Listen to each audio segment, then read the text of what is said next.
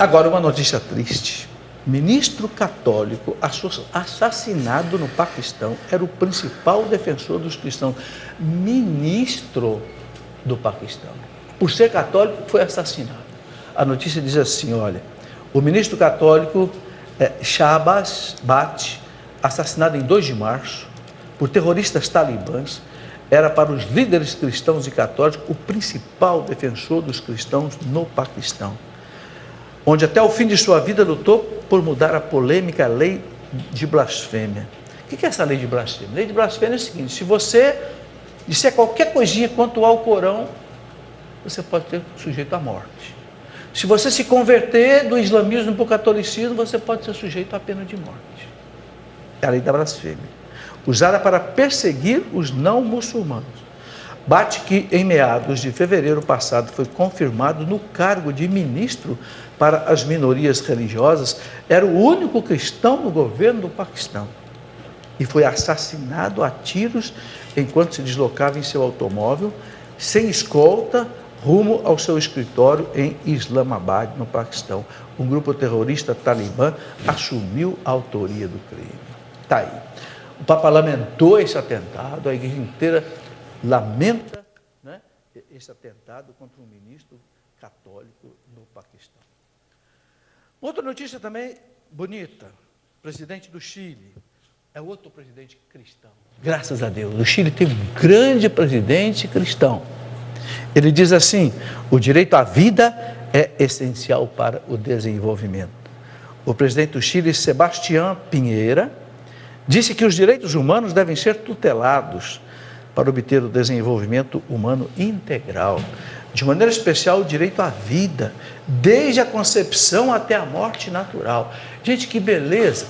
Um presidente lá na França reconhecendo que a igreja deu a estrutura à Europa e à França. Agora um presidente aqui na América reconhecendo aquilo que a igreja diz, direito à vida, desde a concepção até a morte. Como é importante, gente, a gente eleger um presidente cristão. Como é importante eleger um vereador cristão, um prefeito cristão, um governador cristão. Estão vendo? Nessa hora que a gente vê. Em um artigo publicado no jornal Vaticano do Observatório Romano, no dia 2 de março, o mandatário, o presidente do Chile, assinala que o desenvolvimento sempre foi um objetivo central da humanidade e constitui uma meta prioritária para as nações, os governos e a comunidade internacional. No último 25 de fevereiro, o Chile recebeu o Prêmio Internacional Protect Life Award, ao Amparo Internacional da Vida, por ser o país com a taxa de mortalidade materna mais baixa na América Latina, com o que demonstra que o aborto, a diferença do que dizem seus promotores, não contribui em nada para diminuir o número de mortes entre as mães, já que esta prática é ilegal nesta nação sul-americana. No Chile o aborto não é permitido e é o país que tem a menor taxa de mortalidade materna. Está aí. Isso desmente, né, o que muitas vezes dizem por aí, que muitas mães morrem por causa de aborto. Está aí. Não tem aborto no Chile, e o Chile que tem menor taxa de mortalidade de mulheres. Os fatos comprovam a coisa. Mais de 50 mil europeus pedem incluir o Natal na agenda escolar da União Europeia. Eu já trouxe essa notícia aqui, mas ela volta agora acrescentada. É o seguinte: os organizadores da petição para incluir o Natal e outras festas cristãs omitidas na agenda escolar da União Europeia. O que é essa agenda escolar da União Europeia? É uma agenda escolar que todos os alunos da Europa recebem. Negócio de 3 milhões de crianças. E o que fizeram nessa agenda escolar? Colocaram todas as festas de todas as religiões, budismo, hinduísmo, só não colocaram da Igreja Católica. Só não colocaram o Natal, não colocaram nenhuma festa católica. É isto que foi pedido para ser modificado, ok? Anunciaram que reuniram até o momento mais de 50 mil assinaturas, pedindo sua inclusão, que já foi aceita pelas autoridades. As assinaturas serão entregues ao comissionado europeu, encarregado da publicação, John Dalli, no dia 20 de abril, em Bruxelas. A chamada Agenda Europa, vejam bem, publica-se anualmente e é distribuída a todos os alunos da União Europeia, através de seus professores. Esta agenda inclui nesta edição as diferentes festas religiosas, judias, muçulmanas, sikhs e outros, inclusive chineses, mas nenhuma festa cristã. Quer dizer, a Europa cristã, que o Sarkozy acabou de falar tudo que falou, faz uma agenda para todas as crianças, coloca todas as festas de todas as religiões e não põe nada do cristianismo. É ou não é muita má vontade? É ou não é um laicismo anticatólico instaurado no Ocidente? É. Mas que bonito, 50 mil católicos levantaram a voz e exigiram das autoridades colocar na agenda as festas católicas, e as autoridades vão colocar. Entende? Porque se a gente não faz nada, se a gente ficar quieto, não diz nada, passa batido. Passa batido no ano seguinte, repete a mesma agenda sem nenhuma festa cristã. Não podemos ficar calados. Não é? Jesus disse, se nós ficarmos calados, as pedras vão gritar. Porque Ele é Deus. O Natal não é o nascimento de Carlos Magno, nem de Alexandre Magno. O Natal é o nascimento de Deus, feito homem. Não é? Se nós não celebrarmos o Natal, as pedras vão celebrar. Ok? Muito bem. Bom, tem muito mais notícia aqui. Eu vou ler apenas o título delas. Médico derruba o mito. A eutanásia não é um pedido dos doentes terminais. É mentira que os doentes terminais pedem para ser eutanasiados. É um médico de Madrid que atesta isso. Nicarágua estaria caminhando rumo ao totalitarismo encoberto. Quem disse isso é o bispo auxiliar de Manágua. Negar a adoção a homossexuais não é discriminatório. Quem diz isso são os bispos da Colômbia. Bom, essas notícias você pode acompanhar no blog, que nós já falamos aí, blog.cançãonova.com/Escola da Fé, ou /Felipe Aquino, ou também no meu site, cleofas.com.br. Você pode ver essas notícias, inclusive, na íntegra, tá certo?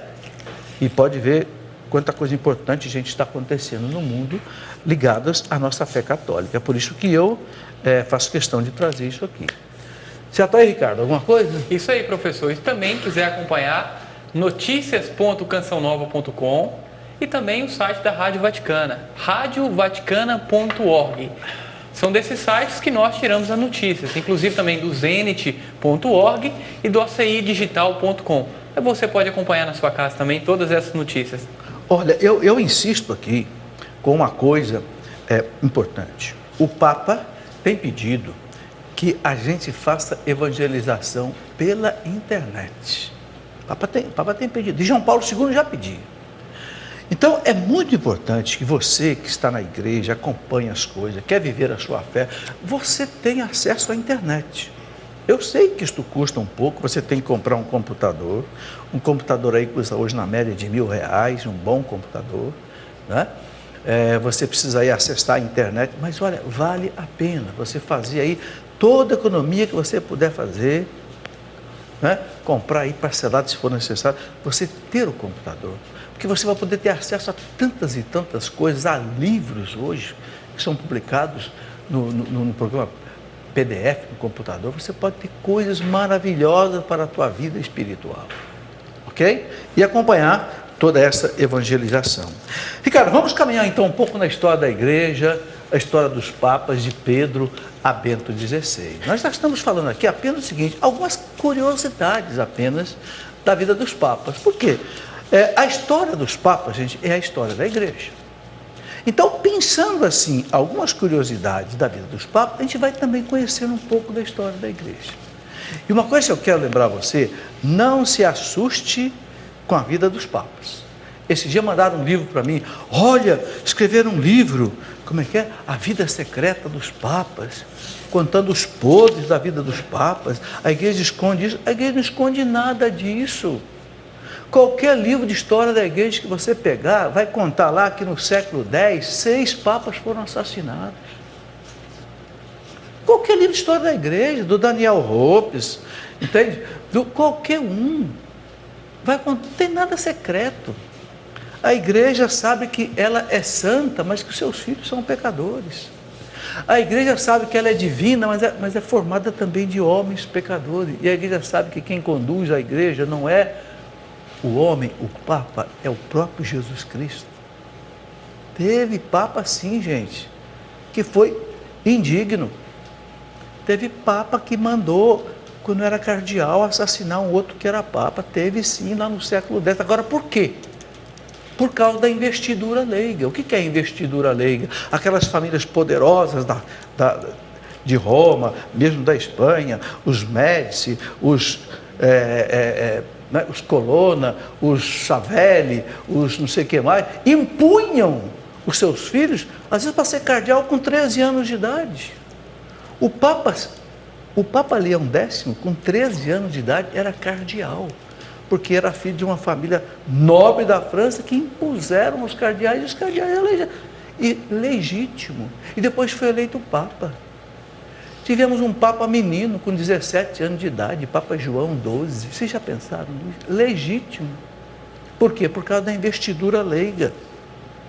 Porque a sua mãe, Marócia, era senadora e tinha um poder extraordinário em cima dos cardeais. Os cardeais também eram cardeais porque eram sim também fruto da investidura leiga. Então, meus irmãos, no século X, a igreja não afundou até o fundo do inferno, porque ela é divina, porque Jesus Cristo sustentou. Porque se dependesse dos padres, dos bispos, dos cardeais, dos padres, tinha acabado. É a prova que Jesus deixou de que a igreja é divina. Eu já contei para vocês e repito, aquele historiador alemão chamado Ludovico Pastor, protestante, grande historiador, ele escreveu uma coleção de 34 livros sobre a vida dos papas, uma coleção. Sabe o que aconteceu com ele quando ele acabou? Se converteu ao catolicismo, porque ele disse, se esta igreja não acabou, é porque é divina, eu vou me mudar para essa igreja. Deixou de ser protestante, passou a ser católico. Ludovico Pastor, historiador alemão, que escreveu a maior coleção da história dos papas. Ele viu a miséria dos homens e viu o poder de Deus. E disse, eu vou ser cristão, vou ser católico. Se converteu. Entenderam? Então, não se assustem. Não se assustem. Agora, hoje nós temos papas maravilhosos. Depois que a igreja perdeu todo o poder temporal dela, vocês sabem que em 1870 a igreja perdeu todo o estado pontifício, que eram 44 mil quilômetros quadrados. A igreja ficou apenas com meio quilômetro quadrado, 0,5, que é o Vaticano de hoje. Eram 44 mil quilômetros quadrados. Se você olhar o mapa da Itália, olha aqui um pouquinho, aqui, vou fazer um desenhinho aqui, né? A Itália é mais ou menos assim, o mapa da Itália, né? É aquela bota assim, mais ou menos, não é isso? Aqui você tem o mar, né? Aqui você tem o mar de um lado, tem aqui o outro mar do outro lado, aqui é o chamado mar Tirreno, né? E aqui do outro lado é o chamado mar Adriático, né? Adriático, a Itália está aqui no meio, né? Aqui está Roma, né? Essa parte toda aqui da Europa, esse pedaço aqui, era o estado pontifício. Aqui tinha inúmeras cidades, como a cidade de Bolonha, a cidade de Firenze, cidades famosas, pertencia ao Papa, era o estado pontifício, pegava aí talvez um terço, um quarto de toda a Itália. Em 1870, quando foi feito, não é, a unificação da Itália pelo rei Vítor Emanuel II, lá do Piemonte, do norte da Itália, a igreja perdeu tudo aquilo, por quê? Porque as tropas de Piemonte invadiram tudo ali, o Papa, que tinha um exército, não quis derramar sangue, e o Papa entregou tudo. E ficou preso ali no Vaticano, aquele pedacinho de terra ali de meio quilômetro quadrado, dentro de Roma. Entenderam? Mas aí, gente, aí a igreja passou a ter papas santos. Papas que não precisavam mais ser comandantes de batalha, não precisavam mais ser políticos, papas que começaram a cuidar da igreja. Então, os últimos papas que nós tivemos, Pio IX, Pio X, Pio XI, Pio XII, né? Bento XV, Leão XIII, né? João Paulo II, João Paulo I, Bento XVI, esses homens espirituais, cuidaram da igreja com toda, né, a espiritualidade que é preciso.